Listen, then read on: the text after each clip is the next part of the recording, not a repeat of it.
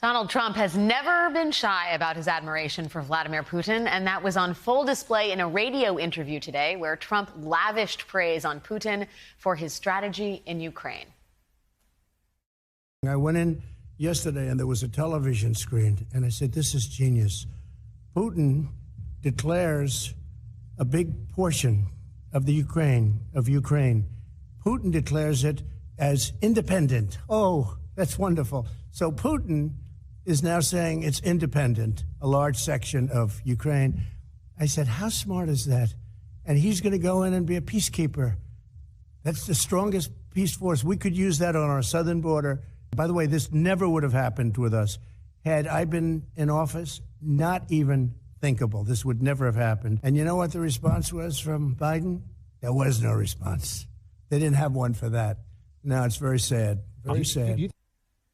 That is the former president of the United States praising the Russian president for seizing Ukrainian territory and calling that genius, while also bashing President Biden for not being tough enough on Vladimir Putin.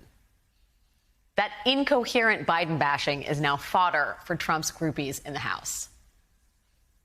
I do know President Biden said that he was going to put an end to Nord Stream 2 if there was an invasion. Right. So I want to hear him say this is an invasion, and I am going to put an end to Nord Stream 2. Why would we engage ourselves in a border dispute thousands of miles away in Eastern Europe when we can't control our own southern border? It's just a total display of American weakness, and we can't allow that to happen. We need to stay the heck out of it. I've heard Biden and even some senators threaten economic sanctions. I wouldn't get into an economic war with Russia either, because we import a lot of stuff from Russia. We do? Trump's special blend of relentless criticism of Biden and relentless appreciation of Putin is now being shared throughout the halls of Congress and among the Republican base. A recent Yahoo News YouGov poll found more than 6 in 10 Republicans and GOP-leaning independents now say Russian President Putin is a stronger leader than Joe Biden. David Jolly is a former Republican congressman from Florida. He left the Republican Party and now chairs the Serve America movement, a bipartisan effort to fix American politics. And Sahil Kapoor is an NBC News congressional correspondent. He wrote about Trump's lavish praise of Putin today. And both gentlemen join me now. Sahil, let me start with you. How is Trump's unwavering support for Vladimir Putin manifesting itself in the Republican House caucus? Alex, it's really sparked a debate within the party writ large, and I think you see those two quadrants both in Washington and outside Washington. In Washington, most Republicans, not all, but most are sticking with a traditional foreign policy kind of hawkish playbook. When something like this happens, blame the Democratic president, call them weak, say they should take more action, say that a lack of aggressive action invites this kind of behavior. But out on the road and in the rest of the Republican Party, it's a very different sort of situation. We see candidates for election who are running for the Senate in 2022, J.D. Vance, for instance, in Ohio, trying to wash his hands of this, saying he doesn't care what happens in Ukraine. And a lot of this is driven by this growing this growing attitude in MAGA media that is echoing President Trump's sympathies for Vladimir Putin.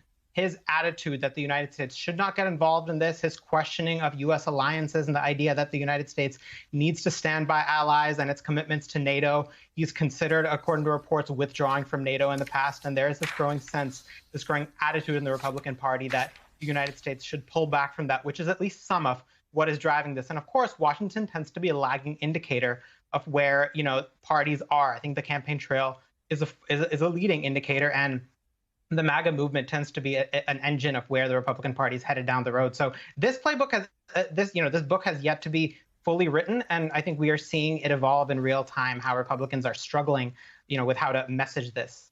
Yeah, well, if you listen to what's being said out in the country and how Republicans are answering polls, 60% of them think Putin's a better leader than Biden. I mean, Dave, it feels like the right hand isn't talking to the right hand.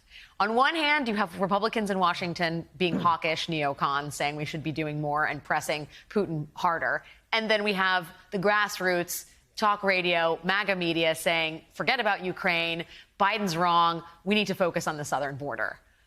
Does anybody, and will anybody in the party, ask Republicans to resolve this incoherence? It logically makes no sense. Well, I think they should, and not only resolve their incoherence, but challenge their patriotism, Alex. Look, the West is on the brink of a war with which they don't know what to do about, right? There's very little avenue to engage in a resistance against Vladimir Putin in this moment. And in steps Donald Trump, who kind of overturns the apple cart a little bit, and I believe represents a security threat to Western interest. And you see then a Congress that is interested in enabling him and a party that's interested in enabling him. And I think the most telling thing, if we frame this in an era in which there may be a European war, recognize that only Donald Trump spoke today. Bush 43 didn't, Obama didn't, Jimmy Carter didn't, Bill Clinton didn't. Donald Trump sought some type of political vengeance today, unlike past presidents. And you saw a Republican Congress willing to enable him. In past eras, the Congress, regardless of Democratic or Republican, would only ask one question, which is, what resources does the United States need to represent the interests of the West in confronting this move by Vladimir Putin? That is the sober approach to governing, to foreign policy, that is absent in today's Republican Party, as exemplified not just by Donald Trump, but by his Republican followers on Capitol Hill. Yeah, I mean, to that end, Republican House leadership today released a statement. It's Kevin McCarthy. Sadly, President Biden consistently chose appeasement, and his tough talk on Russia was never followed by strong action. Lethal aid was slow-walked. Anti-air and anti-ship capabilities were never directly provided. Pre-invasion sanctions proportionate to the aggression Putin had already committed were never imposed, and sanctions on Nord Stream 2 were waived. Okay, just first, remember when Trump withheld weapons from Ukraine and got impeached over it? I mean, the amnesia is staggering. But also, I mean, I guess I wonder, Sahil, do you think the actions of today, the statement was written before we had, I believe, all the details on the sanctions package and the Nord Stream 2 pipeline being halted.